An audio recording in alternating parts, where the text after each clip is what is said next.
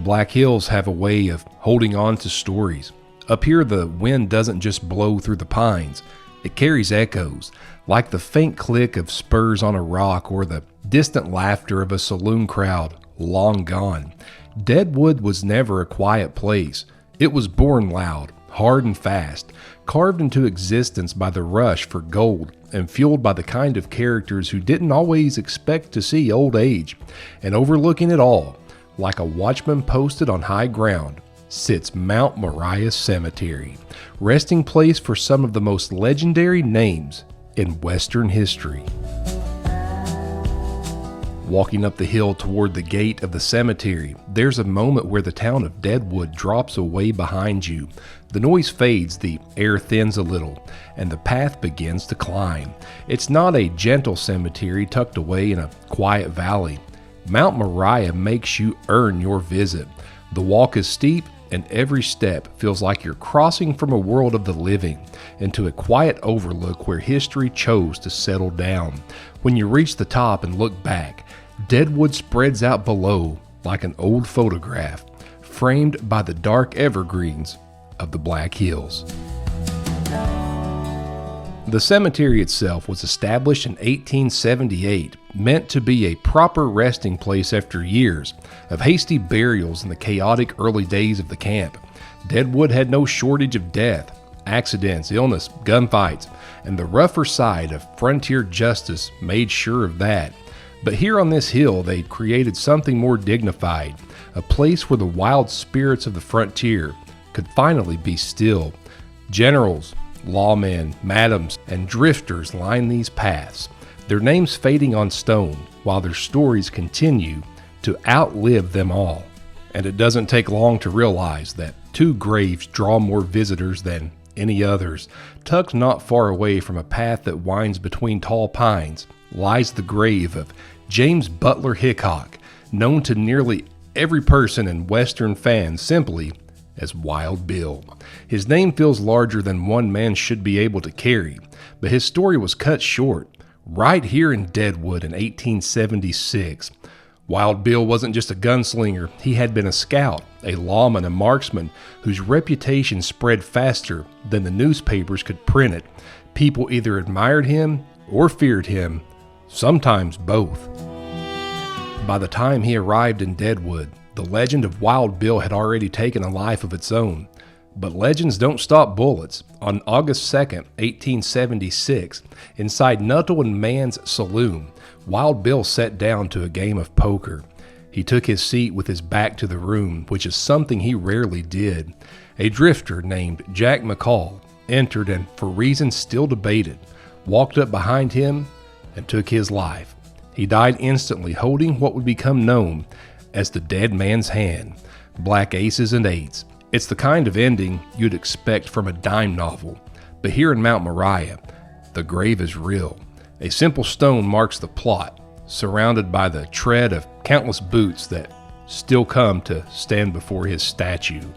Not far away lies another name, forever linked to Bill's, Calamity Jane. Born Martha Jane Canary, she rode into history as one of the West's most colorful figures. Stories about her range from battlefield heroics to wild barroom tales, and like many frontier legends, the truth is probably somewhere in the middle. She was known for her rough edges, her toughness, and her ability to hold her own in a world where most women didn't get the chance. She claimed more than once to have been close to Wild Bill, even insisting they were something more than friends. Some historians, they shake their heads at that, calling it exaggeration, maybe even wishful thinking. But in death, she got her wish. She's buried right next to him. Standing before their graves, it's hard not to think about the contrast between the noise of their lives and the quiet of this hill. Wild Bill, the man whose reputation filled every room he entered, now rests here. Calamity Jane, larger than life, and every story told about her, lies just feet away. The two of them side by side. Whether their connection in life was as real as she claimed or just part of the folklore that grew around them, here in Mount Moriah the debate doesn't matter much. The cemetery made its decision. Bill and Jane, together in the end. Looking out from their graves, you can see Deadwood below. the town where their final chapters played out. The saloons may have changed, the streets may be tamer now, but the shadows of the past linger in the cracks of the boardwalks and the stones of this cemetery. Every visitor who climbs this hill adds another quiet footstep to a story already well worn by time. Mount Moriah isn't just a burial ground. It's a place where the legends of the Old West are anchored to the earth, where myth meets reality, and both are allowed to exist side by side. And that's the thing about this hill. As you stand here looking at two of the most famous names in Western history, the world feels strangely still. No gunfire, no saloon piano, no shouting crowds, just the breeze moving through the pines and the sound of your own boots on gravel. For all the chaos that filled their stories, this is where it all ends. A hillside cemetery, a panoramic view, and two headstones overlooking the town that made them famous. In the end, even Wild Bill Hickok and Calamity Jane found their place among the quiet. And maybe that is what draws us to places like this. It's not just the names on the stones or the legends we've heard thousands of times. It's a reminder that even the wildest lives, the loudest stories all end the same way, in a quiet place on a hill, overlooking everything they once knew. Standing here, it's easy to feel small in the timeline of history, but also connected to it in a strange, meaningful way. Because as long as we keep climbing these hills, reading these names, and telling these stories out loud, then folks like Wild Bill Hickok and Calamity Jane don't fade into silence. Their stories live a little longer, and maybe in some small way, so do ours. You know, as I stood there between their graves with my camera in hand and the wind moving through the pines, I couldn't help but feel grateful, as always, grateful to be in a place like this, telling the stories of people long gone but not forgotten. There's something special about walking these old paths and turning them into more than just a visit, turn them into something living and something shared. Every time I press record, I'm reminded why I do it. It's for moments like this, standing on a hill above Deadwood, bringing history back into focus, one grave at a time, one story at a time.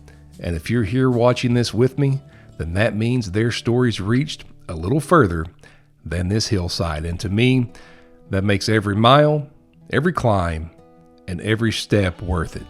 So as the sun dips behind the Black Hills and the last bit of light stretched across Deadwood, took one more quiet look at these two headstones, Wild Bill and Calamity Jane, names that once rode through history loud and untamed, now resting in the kind of peace they never found in life. Moments like this remind me why I keep coming to places like Mount Moriah. It's not just the history, it's about standing here, breathing it in, and carrying it forward so it never fades. Once again, here at Mount Moriah Cemetery, at the graves of Wild Bill Hickok and Calamity Jane, I will see you again soon.